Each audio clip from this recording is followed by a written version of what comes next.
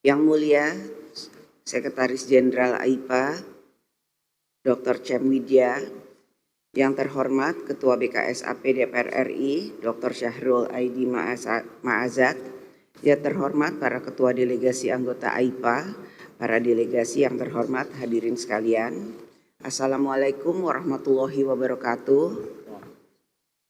Selamat pagi dan selamat menghadiri sidang ke-17 ASEAN Interparliamentary Assembly Caucus. Saya menyambut baik sidang AIPA Caucus tahun ini yang mengambil tema The Role of Parliament in Strengthening ASEAN Centrality in Navigating Complex Global Challenges. Sidang AIPA Caucus kali ini berlangsung di tengah tantangan dunia yang semakin kompleks. Kita berhadapan pada situasi di mana penghormatan terhadap hukum internasional banyak dipertanyakan. Sistem multilateral mengalami krisis legitimasi dan kecenderungan unilateral yang terus meningkat. Situasi ini menuntut upaya kita bersama untuk memastikan perdamaian, stabilitas, dan kemakmuran yang telah kita nikmati bersama selama lebih dari 5 dekade tetap terjaga dan berkelanjutan. Dalam situasi inilah, AIPA harus menegaskan komitmennya untuk memperkuat sentralitas ASEAN, yakni ASEAN sebagai penggerak utama dalam hubungan politik, ekonomi, sosial, budaya, dan keamanan di kawasan. Delegasi yang terhormat, pada kesempatan ini saya mengingatkan kembali sentralitas ASEAN bertumpu pada kesungguhan kita untuk terus memperkuat persatuan, kepercayaan, dan kerjasama kawasan berlandaskan nilai-nilai ASEAN Way. Indonesia berkomitmen untuk terus mengedepankan dan mengupayakan sentralitas dan soliditas ASEAN yang mengedepankan dialog, konsensus, dan kolaborasi, serta berlandaskan penghormatan terhadap hukum internasional dan prinsip-prinsip multilateralisme. Indonesia akan terus bekerja agar ASEAN tetap relevan di dunia yang multipolar dan sentralitas ASEAN tetap mampu menjadi navigasi kita bersama dalam dinamika geopolitik global. Sentralitas ASEAN merupakan arsitektur kawasan untuk memperkuat kredibilitas ASEAN sebagai aktor regional dan global.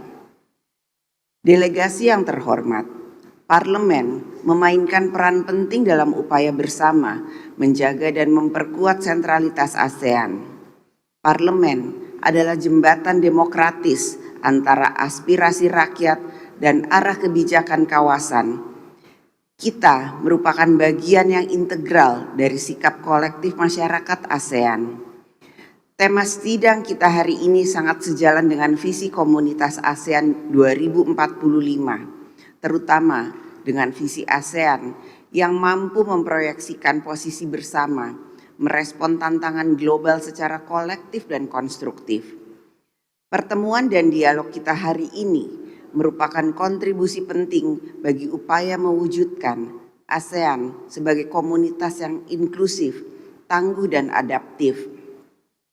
Forum ini tentunya juga merupakan bentuk keberlanjutan semangat dialog AIPA dengan parlemen anggota dan peninjau pada sidang umum AIPA ke-46 tahun 2025 di Kuala Lumpur, serta menindaklanjuti berbagai resolusi yang telah disepakati, termaksud mengenai penguatan diplomasi parlementer, dampak tarif lokal, dan inisiatif perdagangan bagi rakyat dan planet kita.